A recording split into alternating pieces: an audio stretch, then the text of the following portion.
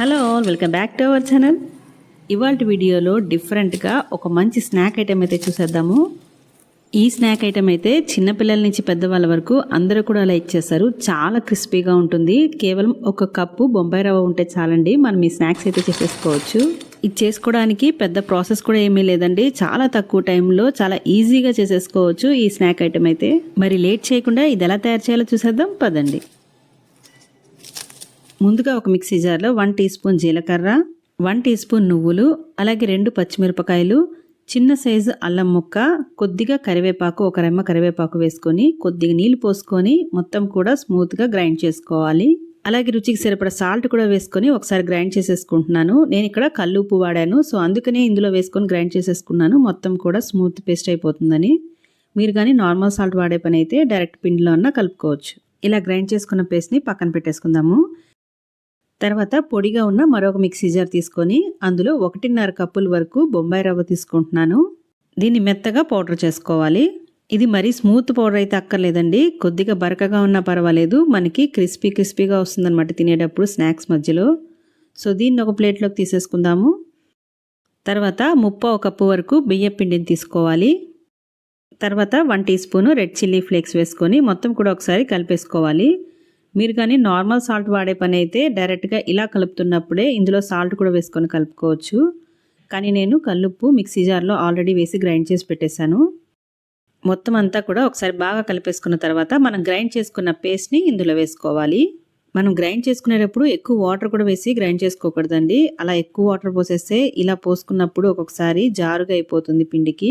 తర్వాత ఇందులో 1 table spoon వరకు వెన్న కూడా వేసుకొని మొత్తం కూడా ఒకసారి బాగా కలిపేసుకోవాలి. ఈ వెన్న నేను ఇంట్లో ప్రిపేర్ చేసిందే. ఆల్రెడీ మన ఛానల్లో నెయ్యి ఎలా ప్రిపేర్ చేయాలో వీడియో ఉంది, ఒకసారి ఛానల్లోకి వెళ్ళి విజిట్ చేయండి మీకు కావాలనుకుంటే. సో ఈ మొత్తం కూడా కలిసేలాగా బాగా చేత్తో కలుపుకోవాలి. ఈ వెన్న ప్లేస్లో మీరు కావాలనుకుంటే నూనె అన్న కూడా యాడ్ చేసుకోవచ్చు. నూనె యాడ్ చేసే పని అయితే కొద్దిగా వేడి చేసి వేడి నూనెని కొద్దిగా వేసుకొని 2 టేబుల్ స్పూన్స్ వరకు కలుపుకోవాలి. మనం వేసిన మసాలా మొత్తం పిండికి కలిసేలాగా బాగా చేత్తో రబ్ చేస్తూ ఇలా కలుపుకోవాలి.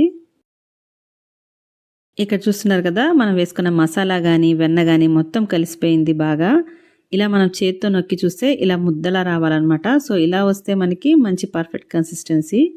నెక్స్ట్ ఇందులో మనము ఇప్పుడు సరిపడా వాటర్ అనేది యాడ్ చేసుకోవాలి. ఇందులో వేడి నీళ్లు పోసుకొని కలుపుకోవాలి. వేడి నీళ్ళని కొద్దిగా పోసుకుంటూ ఇలా కలుపుకోవాలి, ఒకేసారి పోసేయకూడదు. సో పిండి కన్సిస్టెన్సీ మనకి తగ్గట్టుగా కొద్దిగా నీళ్ళని యాడ్ చేసుకుంటూ కలుపుకోవాలి. మనకిది చపాతీ పిండి కన్సిస్టెన్సీలో రావాలి. సో ఆ విధంగానే కొద్దిగా నీళ్లు పోసుకుంటూ కలుపుకుంటున్నాను. పిండి మరీ జారుగా అయిపోకూడదు, మరీ గట్టిగా అయిపోకూడదు అనమాట. సో చూస్తున్నారు కదా, ఇలా సాఫ్ట్గా కలుపుకోవాలి. ఇలా కలుపుకున్న దాన్ని కాసేపు పక్కన పెట్టేసుకుందాం. ఒక 15 మినిట్స్ రెస్ట్ ఇచ్చేద్దాము. ఒక 15 మినిట్స్ తర్వాత చూస్తున్నారు కదా, పిండి చక్కగా కాసేపు నానింది. ఇప్పుడు ఈ పిండిని మళ్ళీ ఒక 2 మినిట్స్ వరకు బాగా ఈ విధంగా కలుపుకోవాలి.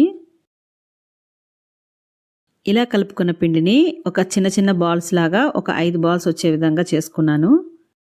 ఇలా చేసుకున్న వాటిని ఆరిపోకుండా మూత పెట్టి ఉంచుకోవాలి. ఒక్కొక్క పిండి ముద్దని తీసుకొని చపాతీ ఒత్తుకున్నట్టు ఒత్తుకోవాలన్నమాట. ఇప్పుడు కొద్దిగా నూనె అప్లై చేస్తే మనకి చేయడానికి చాలా ఈజీ అయిపోతుంది. సో ఇక్కడ చూస్తున్నారు కదా, నేను ఈ పిండి ముద్దకి చక్కగా నూనె పట్టించేస్తున్నాను. అలాగే చేసుకునే పీట మీద కూడా కొద్దిగా నూనె వేసుకొని చపాతీలాగా ఒత్తుకోవాలి. ఇలా రౌండ్గా చేసుకున్న తర్వాత 2 వైపులా ఇలా నూనె అప్లై చేసి దీన్ని ఇప్పుడు చపాతీలాగా ఒత్తుకుందాము. ఒత్తుకుంటున్నట్టుంటే ఇంకొంచెం నూనె పెట్టుకొని ఇలా స్ప్రెడ్ చేసుకోవాలి. ఈవెన్గా అన్ని వైపులా ఈక్వల్గా స్ప్రెడ్ చేసుకోవాలి. గుర్తుపెట్టుకోవాల్సిన మరో విషయం ఏంటంటే, ఇది మరీ పల్సగా చేసేయకూడదండి, కొద్దిగా మందంగానే ఉండాలి. అప్పుడే స్నాక్స్ అనేది మంచి క్రిస్పీగా వస్తుంది.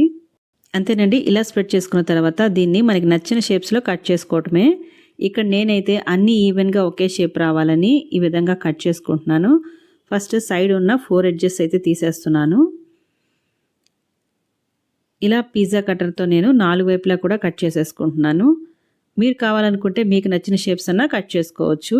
ఈ సైడ్స్ తీసేసింది కూడా మనం మళ్ళీ పిండి ముద్దలో వేసి కలిపేసుకొని మళ్ళీ ఇంకో చపాతీలాగా ఒత్తుకోవచ్చు, వేస్ట్ ఏం చేయక్కర్లేదు.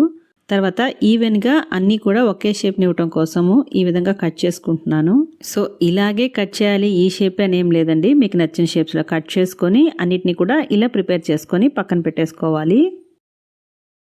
ఇవి చక్కగా నూనె అప్లై చేసాం కాబట్టి మనకి తీయటానికి కూడా ఈజీగానే వచ్చేస్తుంది ఒక్కొక్కటి కూడా.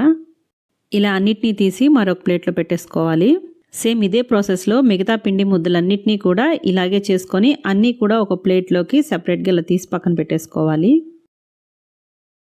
మిగతా ఉన్న పిండి ముద్దలన్నిటినీ ఒక్కొక్కటిగా ఇలాగా చేసుకొని అన్నీ కట్ చేసుకొని ఒకేసారి రెడీగా పక్కన పెట్టేసుకున్నాను. అన్నిటికీ చక్కగా నూనె అప్లై చేసాం కాబట్టి ఒకదానికొకటి అతుక్కోవు.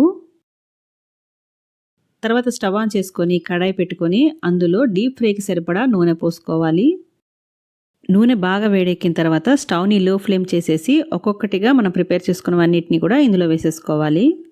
ఇలా ఒక్కొక్కటి అంటుకోకుండా పక్కపక్కన విడివిడిగా వేసుకోవాలి.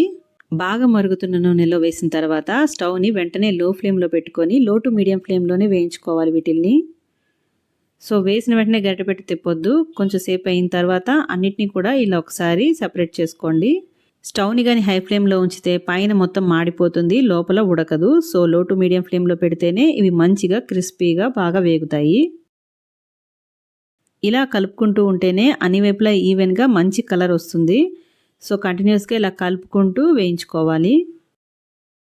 ఇక్కడ మరొక విషయం గుర్తుపెట్టుకోవాల్సింది ఏంటంటే ఇవి బాగా మరుగుతున్న నూనెలో వేస్తేనే ఇలా గుల్లగా పొంగుతాయి అన్నమాట.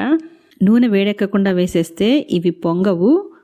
సో బాగా మరుగుతున్న నూనెలో వేసిన వెంటనే స్టవ్ని లో టు మీడియం ఫ్లేమ్లో పెట్టేసుకొని ఇంకా ఫ్రై చేసుకోవాలి. అలాగే మొత్తం ఒకేసారి వేసేయకుండా కొన్నిటిని వేసుకొని వేయించి తీసుకోవాలి. ఇక్కడ చూస్తున్నారు కదా నూనె నురగంత చక్కగా తగ్గిపోయింది. సో ఇలా నూనె నురగంత తగ్గిందంటే మనకి ఇవి వేగిపోయినట్టే. సో వీటిని ఇంకా మనం తీసేసుకోవచ్చు. ఇలా మంచి గోల్డెన్ బ్రౌన్ కలర్ వచ్చిన తర్వాత వీటిని ఒక స్ట్రైనర్లో తీసేసుకోవాలి. ఇలా తీసుకున్న వాటిని ఒక టిష్యూ పేపర్ మీద పెట్టుకుంటే ఎక్స్ట్రా ఏమైనా ఆయిల్ ఉంటే ఎక్సెస్గా వచ్చేస్తుంది. సో మిగతా వాటిలన్నిటినీ కూడా సేమ్ ఇదే ప్రాసెస్లో అన్నిటినీ వేయించి తీసుకోవాలి. అంతేనండి, వితిన్ మినిట్స్లోనే మనకి స్నాక్స్ అయితే రెడీ అయిపోయింది. చూస్తున్నారు కదా ఇంట్లోనే తక్కువ ఖర్చుతో మనం ఈజీగా ఇలా స్నాక్స్ అయితే ప్రిపేర్ చేసేసుకోవచ్చు. ఇవైతే మనకి 15 days వరకు కూడా స్టోర్ ఉంటుంది. ఒక 8 డబ్బాలో వేసుకుంటే మనకి చాలా రోజులు కూడా ఫ్రెష్గా ఉంటుంది. ఇక్కడ చూస్తున్నారు కదా లోపల కూడా ఎంత గుల్లగా వచ్చిందో. ఇందాక నేను చెప్పినట్టు వేడివేడి నూనెలో వేస్తేనే ఇక్కడ చూస్తున్నారు కదా ఇలా గుల్లగా వస్తుందన్నమాట. సో అస్సలు నూనె పీల్చకుండా ఇలా క్రిస్పీగా ఇంట్లోనే ఈజీగా స్నాక్స్ అయితే మీరు కూడా తప్పకుండా ట్రై చేసి చూడండి. మరి వీడియో నచ్చితే లైక్ చేయండి. అలాగే మరిన్ని ఇంట్రెస్టింగ్ రెసిపీస్ కోసం మన ఛానల్ని అయితే సబ్స్క్రైబ్ చేసుకోండి. మరో ఇంట్రెస్టింగ్ రెసిపీతో మళ్ళీ కలుసుకుందాం. Thank you for watching. Have a nice day.